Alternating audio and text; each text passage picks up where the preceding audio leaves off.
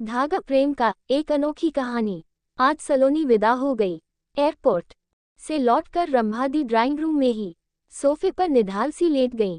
1 महीने की गहमागहमी भागम भाग के बाद आज घर बिल्कुल सूना सूना सा लग रहा था। बेटी की विदाई से निकल रहे आंसुओं के सैलाब को रोकने में रंभादी की बंद पलकें नाकाम थीं। मन था कि आंसुओं से भीग कर नर्म हुई उन यादों को कुरेदे जा रहा था जिन्हें 25 साल पहले दफनाकर रंभा दी ने अपने सुखद वर्तमान का महल खड़ा किया था। मुंगेर के सबसे प्रतिष्ठित धनाढ्य मधुसूदन परिवार को भला कौन नहीं जानता था। घर के प्रमुख मधुसूदन शहर के ख्यातिप्राप्त वकील थे। वृद्धावस्था में भी उनके यहाँ मुवक्किलों का तांता लगा रहता था। वे अब तक खानदानी इज्जत को सहेजे हुए थे, लेकिन उन्हीं के इकलौते रंभा के पिता शंभुनाथ कुल की मर्यादा के साथ साथ धन दौलत को भी दारू में उड़ा रहे थे। उन्हें संभालने की तमाम कोशिशें नाकाम हो चुकी थीं। पिता ने किसी तरह वकालत की डिग्री भी दिलवा दी थी ताकि अपने साथ बैठा कर कुछ सिखा सकें, लेकिन दिन रात नशे में धुत लड़खड़ाती आवाज वाले वकील को कौन पूछता। बहू भी समझदार नहीं थी। पति या बच्चों को संभालने के बजाय दिन रात अपने को कोसती कलह करती। ऐसे वातावरण में बच्चों को क्या संस्कार मिलेंगे या उनका क्या भविष्य होगा, ये दादाजी समझ रहे थे। पोते की तो नहीं, क्योंकि वह लड़का था। दादाजी को चिंता अपनी रूपसी चंचल पोती रंभा की थी।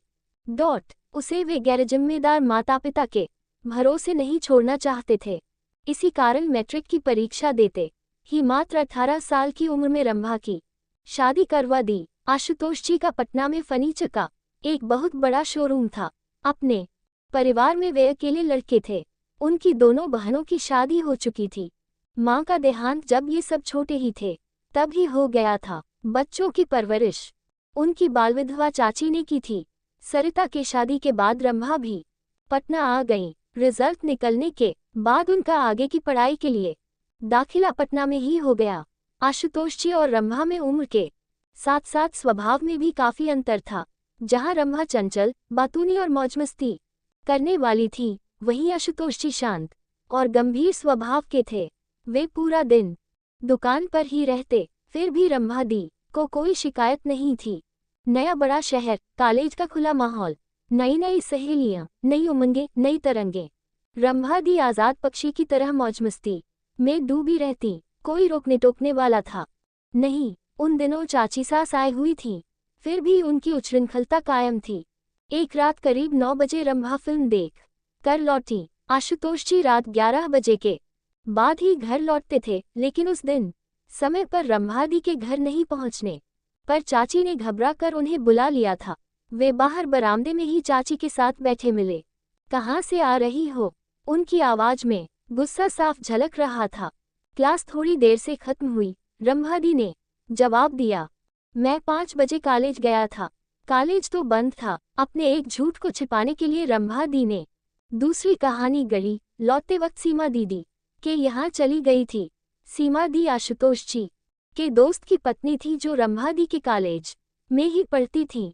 आशुतोष जी गुस्से से हाथ में पकड़ा हुआ गिलास रंभा की तरफ जोर से फेंक कर चिल्लाए, कुछ तो शर्म करो। सीमा और अरुण अभी यहाँ से गए हैं।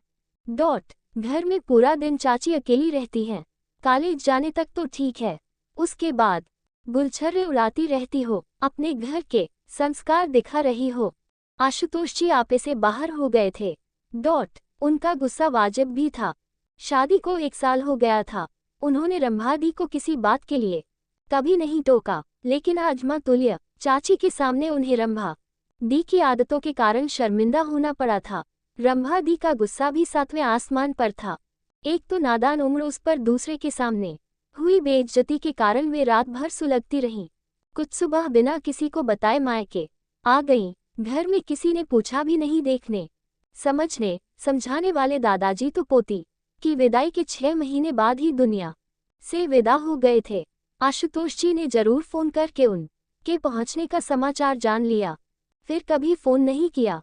3-4 दिनों के बाद रंभा दी ने मां से उस घटना का जिक्र किया, लेकिन मां उन्हें समझाने के बजाय से उस घटना का जिक्र किया। लेकिन मां उन्हें समझाने के बजाय उकसाने लगी, क्या समझाते हैं? हाथ उठा दिया, केस ठोंक देंगे तब पता चलेगा। शायद अपने दुखद दाम्पत्य के कारण बेटी के प्रति भी वे कुरा हो गई थी। उनकी ममता जोड़ने के बजाय तोड़ने का काम कर रही थी। रंभा दी अपनी विगत जिंदगी की कहानी अक्सर टुकड़ों टुकड़ों में बताती रहती। मुझे आज भी जब अपनी नादानियाँ याद आती है तो अपने से ज्यादा माँ पर क्रोध आता है। मेरे 5 अनमोल साल माँ के कारण मुझसे छिन गए, लेकिन शायद मेरा कुछ भला ही होना था। उद्धरण चिन्ह। और वे फिर यादों में खो जाती। इंटर की परीक्षा करीब थी। वे अपनी पढ़ाई का नुकसान नहीं चाहती थी, इसलिए परीक्षा देने पटना में दूर के एक मामा के यहाँ गईं।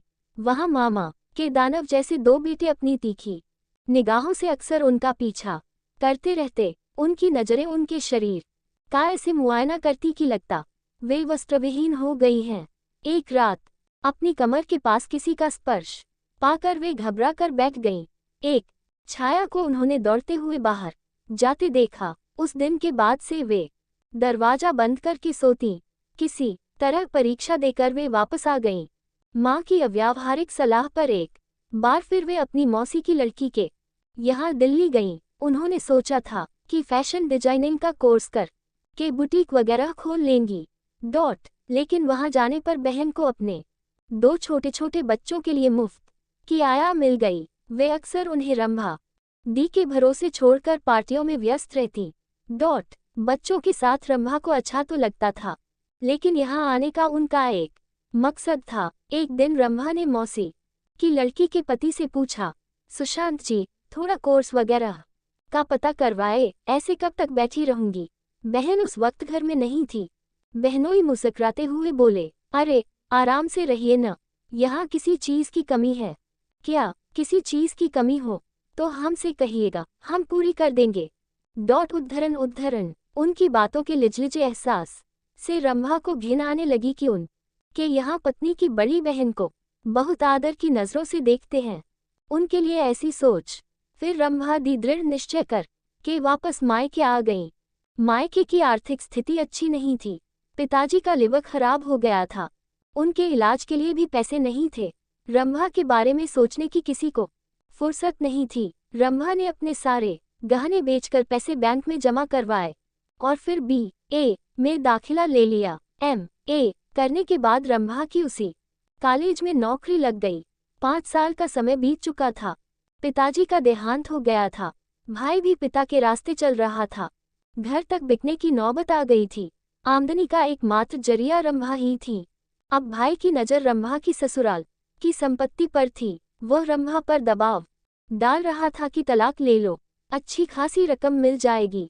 लेकिन अब तक की जिंदगी से रंभा ने जान लिया था कि तलाक के बाद उसे पैसे भले ही मिल जाएं, लेकिन वह इज्जत, वह सम्मान, वह आधार नहीं मिल पाएगा जिस पर सिर टिका कर वे आगे की जिंदगी बिता सकें। आशुतोष जी के बारे में भी पता चलता रहता। वे अपना सारा ध्यान अपने व्यवसाय को बढ़ाने में लगाए हुए थे। उनकी जिंदगी में रंभा की जगह किसी ने नहीं भरी थी। भाई के तलाक के लिए बढ़ते दबाव से तंग आकर एक दिन बहुत हिम्मत करके रंभा ने उन्हें फोन मिलाया। हेलो, कौन? आशुतोष जी की आवाज सुनकर रंभा की सांसों की गति बढ़ गई, लेकिन आवाज गुम हो गई। हेलो, उन्होंने फिर पूछा, कौन? रंभा, हाँ, कैसे हैं? उनकी दबी सी आवाज निकली। 5 साल, 8 महीने, 25 दिन, 20 घंटों के बाद आज कैसे याद किया? उनकी बातें रंभा के कानों में अमृत के समान घुलती जा रही थीं। आप क्या चाहते हैं? रंभा ने प्रश्न किया। तुम क्या चाहती हो? उन्होंने प्रतिप्रश्न किया। मैं तलाक नहीं चाहती। तो लौट आओ, मैं तुम्हारा इंतजार कर रहा हूँ। और सचमुच दूसरे दिन बिना किसी को बताए जैसे रंभा अपने घर लौट गईं। फिर साहिल पैदा हुआ और फिर सलोनी। रंभा दी मुंगेर के जिस कॉलेज में इकोनॉमिक्स की विभागाध्यक्ष और सह प्राचार्या थी, उसी कॉलेज में मैं हिंदी की प्राध्यापिका थी। उम्र और स्वभाव में अंतर के बावजूद हम दोनों की दोस्ती मशहूर थी। रंभा दी को पूरा कॉलेज हिटलर के नाम से जानता था। आभूषण और श्रृंगार विहीन कठोर चेहरा, भिंचे हुए होंठ, बड़ी बड़ी आंखों को ढकता बड़ा सा चश्मा, बेहद रोबीला व्यक्तित्व था। जैसा व्यक्तित्व था वैसी ही आवाज। बिना माइक के भी जब बोलती तो परिसर के दूसरे सिरे तक साफ सुनाई देता।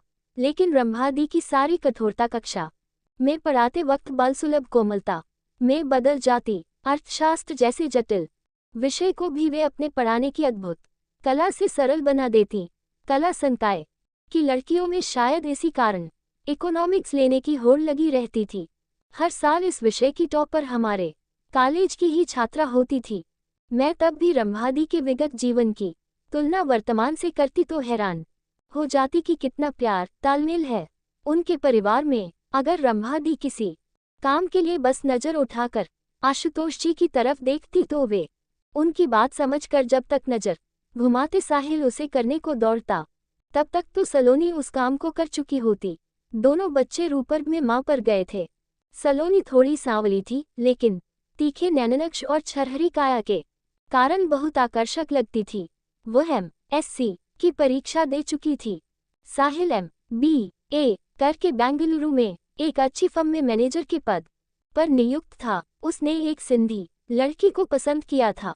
माता पिता की मंजूरी उसे मिल चुकी थी, मगर वह सलोनी की शादी के बाद अपनी शादी करना चाहता था। लेकिन सलोनी शादी के नाम से ही बिदक जाती थी। शायद अपनी मां के शुरुआती वैवाहिक जीवन के कारण उसका शादी से मन उचट गया था। फिर एक दिन रंभादी ने ही समझाया, बेटी, शादी में कोई शर्त नहीं होती। शादी एक ऐसा पवित्र बंधन है जिसमें तुम जितना बंधोगी उतना मुक्त होती जाओगी, जितना झुकोगी उतना ऊपर उठती जाओगी। शुरू में हम दोनों अपने अपने अहम के कारण अड़े रहे तो खुशियां हमसे दूर रहीं। फिर जहां एक झुका दूसरे ने उसे थाम के उठा लिया, सिर माथे पर बैठा लिया। बस शादी की सफलता की यही कुंजी है। जहां अहम की दीवार गिरी, प्रेम का सोता फूट पड़ता है। धीरे धीरे सलोनी आश्वस्त हुई और आज 7 फेरे लेने जा रही थी। सुबह से रंभादी का 4-5 बार फोन आ चुका था। सुबह देख न, सलोनी तो पार्लर जाने को बिल्कुल तैयार नहीं है। अरे शादी है, कोई वाद विवाद प्रतियोगिता नहीं कि सलवार कमीज पहनी और स्टेज पर चढ़ गई। तू ही जरा जल्दी आ कर उसका हल्का मेकअप कर दे। 5 बज गए थे। साहिल गेट के पास खड़ा होकर सजावट वाले को कुछ निर्देश दे रहा था। जब से शादी तय हुई थी, वह एक जिम्मेदार व्यक्ति की तरह घर बाहर दोनों के सारे काम संभाल रहा था। मुझे देखकर वह हंसता हुआ बोला, शुक्र है मौसी आप आ गईं। माँ अंदर बेचैन हुए जा रही हैं। मैं हंसते हुए घर में दाखिल हुई। पूरा घर मेहमानों से भरा था। किसी रस्म की तैयारी चल रही थी। मुझे देखते ही रंभादी तुरंत मेरे पास आ गईं। मैं ठगी सी उन्हें निहार रही थी। पीली बंधेज की साड़ी, पूरे हाथों में लाल चूड़ियां, पैरों में आलता, कानों में झुमके, गले में लटकी चेन और मांग में सिंदूर। मैं तो उन्हें पहचान ही नहीं पाए। रंभादी, कहीं समझी तुम्हारे साथ ही फेरे लेने की जिद न कर बैठे, मैंने छेड़ा।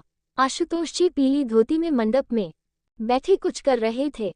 ये सुनकर ठठा कर हंस पड़े। फिर रंभादी की तरफ प्यार से देखते हुए कहा, आज कहीं बेटी और बीवी दोनों को विदा न करना पड़ जाए। रंभा दीदी शर्म से लाल हो गईं। मुझे खींचते हुए सलोनी के कमरे में ले गईं। शाम को जब सलोनी सज धज कर तैयार हुई तो माँ बाप भाई सब उसे निहार कर निहाल हो गए। रंभा दी ने उसे सीने से लगा लिया। मैंने सलोनी को चेताया, खबरदार जो एक भी आंसू टपकाया वरना मेरी सारी मेहनत बेकार हो जाएगी। सलोनी धीमे से हंस दी, लेकिन आंखों ने मोती बिखेर ही दिए। रंभा दी ने हौले से उसे अपने आंचल में समेट लिया। स्टेज पर पूरे परिवार का ग्रुप फोटो लिया जा रहा था। रंभा दी के परिवार की 4 मनकों की माला में आज दामाद के रूप में एक और मनका जुड़ गया था। उन लोगों को देखकर मुझे एक बार रंभा दी की कही बात याद आ गई। कॉलेज के सालाना जलसे में समाज में बढ़ रही तलाक की घटनाओं पर अपनी प्रतिक्रिया व्यक्त करते हुए उन्होंने कहा था कि प्रेम का धागा मत तोड़ो, अगर टूटे तो फिर से जोड़ो। आज उन्हें और उनके परिवार को देख कर यह बात सिद्ध भी हो रही थी। रंभा दी के प्रेम का धागा एक बार टूटने के बावजूद फिर जुड़ा और इतनी दृढ़ता से जुड़ा कि गांठ की बात तो दूर, उसकी कोई निशानी भी शेष नहीं है। उनके सच्चे निष्कपट प्यार की ऊष्मा में इतनी ऊर्जा थी जिसने सभी गांठों को पिघला कर धागे को और चिकना और सुदृढ़ कर दिया।